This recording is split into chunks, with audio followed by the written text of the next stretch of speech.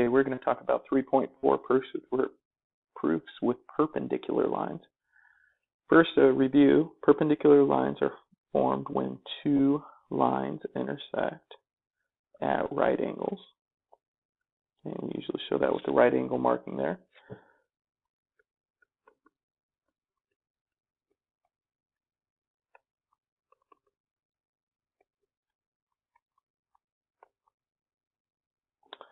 Okay, and the distance from a point to a line, just so we know, let's say we have like line L, and for those of you wondering, I have no idea why my pen is reading win under it, but that's all right. And we have a point, not on line L. Let's say we call that point A.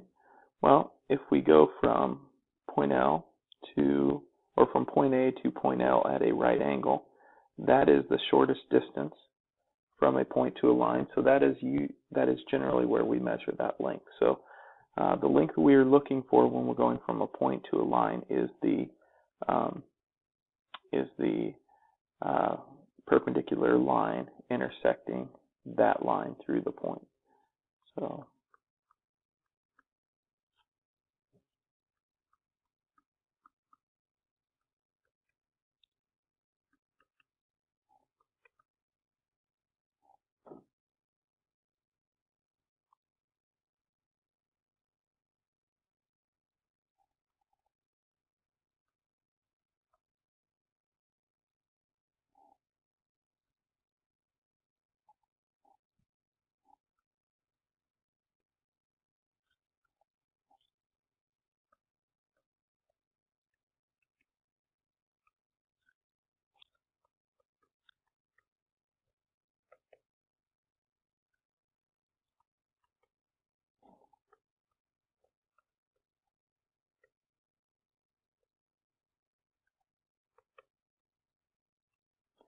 okay, so quite a mouthful there, but the distance from a point to a line is the length of a line perpendicular to the given line through the given point.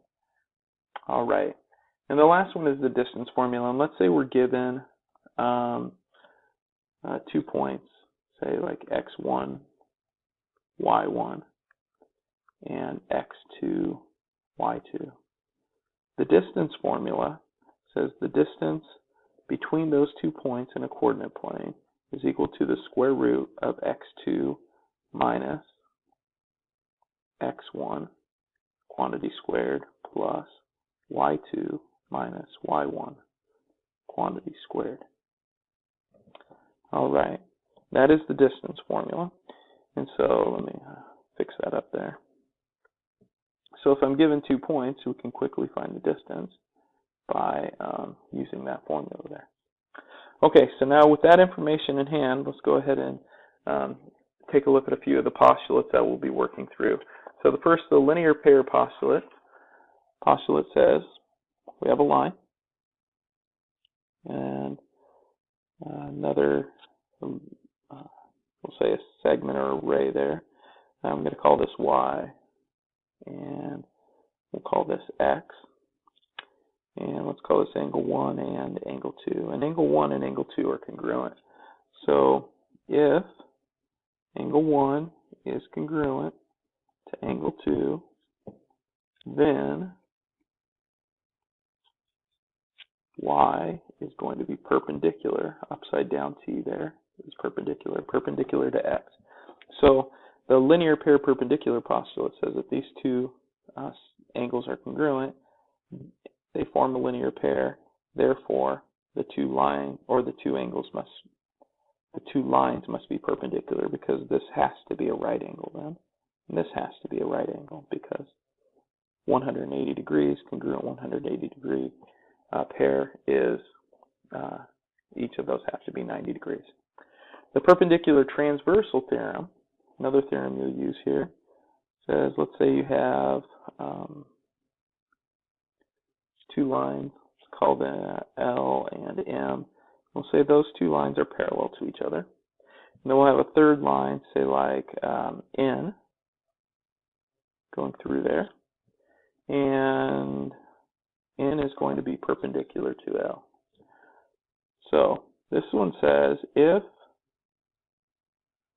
L is parallel to M and N is perpendicular to L, then M is also going to be M is going to be perpendicular to N. Okay, so if L and M are parallel and N and L are perpendicular, then N and M also have to be perpendicular. Okay, that's what the perpendicular transversal theorem says. It says we're going to get that extra perpendicular there because we have parallel lines and a transversal that's perpendicular to one of those lines. The lines perpendicular to a transversal theorem states that, let's say we have, make the parallel lines go this way, or the lines go this way this time. We have A and B. All right, and let's make our transversal go this way. We'll call that C. Okay, and we're going to have right angle here and right angle here. It says if A is perpendicular to C and B is perpendicular to C, then A must be parallel to B. Okay, so if two lines are perpendicular to the same transversal, then those lines are going to automatically be parallel based on that. All right, so using those theorems and having those definitions, we're going to try some problems. So the first one is find the distance from a point to a line. Okay, and this point is not on the line, so we're finding the distance from point A to line BD. All right, and so the first thing we have to do is recognize that really when we say we find the distance, you have to choose, do you want to go from A to B, A to C, or A to D? And remember, the first thing we talked about, if I go back here, is the distance from a point. We want to find the perpendicular distance from a point to a line. Okay, so looking at this, we're looking for that right angle marking. That just happens to be right here. Okay, so I'm going to be dealing with point A to -2 and point C, 1, 1. And so we're going to call this x1, y1, and this one x2, y2. And we're going to find the distance, so we're going to use that distance formula. So d is equal to the square root of x2 minus x1, quantity squared, plus y2 minus y1, quantity squared. And that's going to be x2, so we have 1 minus 2 squared. And then we're going to have 1 minus -2 squared. Now you could put parentheses around these. That's, I guess, technically the way you should do it. You're using substitution. It's just we get like inundated with all these parentheses. And so for some math students it becomes really confusing, but really that's what you're looking at. Okay, and this 1 minus 2, the parentheses don't do anything really there, so we just have 1 minus 2 squared, which is -1 quantity squared, plus, and then we have 1 minus -2. Well, that's, these two negatives will end up making a plus sign. So we get 1 plus 2, or 3 squared. So that is 1 squared is 1, plus 3 squared is 9. Our distance is going to be the square root of 1 plus 9, or root 10. In terms of decimal form, around 3.1-ish. Okay? There we go. Let's try a different problem here. We're going to give a proof to go here. So we're going to look at this proof. Given that angle 1 and 2 are complementary, prove that SX is perpendicular to WS. All right.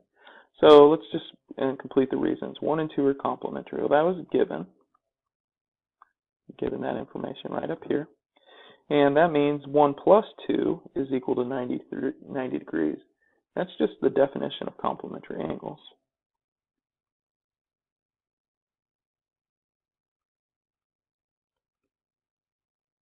Okay, definition of complementary. And then we'll look at this. It says WXS is equal to angle 1 and angle 2. Well, it's saying this big angle is made up of these two smaller angles. That is the angle addition postulate. All right, and then we go WXS is equal to 90. Well, notice they're saying that 1 plus 2 equals WSX, and 1 plus 2 equals 90. Therefore, this must equal that by transitive property.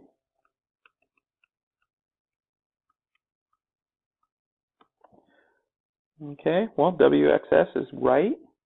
Well, that's the definition of a right angle, since all right angles are 90 degrees. And SX then is perpendicular to WX, and that would be by the definition of perpendicular lines, because perpendicular lines intersect at a right angle. All right, we finished our proof there. Woohoo! Put my little box at the end. Okay, well, the next one, try one more proof here and call it good. We're going to do statements and reasons this time. So given that angle 1 is congruent to 2 and P is parallel to Q, prove Q is perpendicular to A. Okay, so I'm going to write the information they give me. They give me this congruent to that. Okay, so angle 1 congruent to angle 2, and that's given. Now usually I put all my givens on one line, but I think on this one we're going to go 2 lines. That way we actually use all the information, or all the statement reasons. Okay, P is parallel to Q. All right, so now we can look at that and say, well, we know that P is going to be perpendicular to A. And that's based on the linear pair perpendicular postulate. So really that, I'm going to go back to that page real quick, but linear pair perpendicular postulate says, hey, if this is congruent to this, then these two lines are perpendicular. And that was what we're saying in the proof. We're actually saying, hey, these two things are congruent, therefore this line is perpendicular to that line. All right, and then we can say that Q is perpendicular to A. So this now is perpendicular to that because we know this has a right angle and these are parallel. So that is based on, oops, let's go back to that page again. If we know that we have parallel lines and one or a transversal perpendicular one of those lines, then that transversal has to be perpendicular to the other as well, based on the perpendicular transversal theorem. All right, so you have to refer to those theorems quite a bit. Perpendicular transversal theorem. So just have those handy so you can reference them. All right, and once again, there we got it.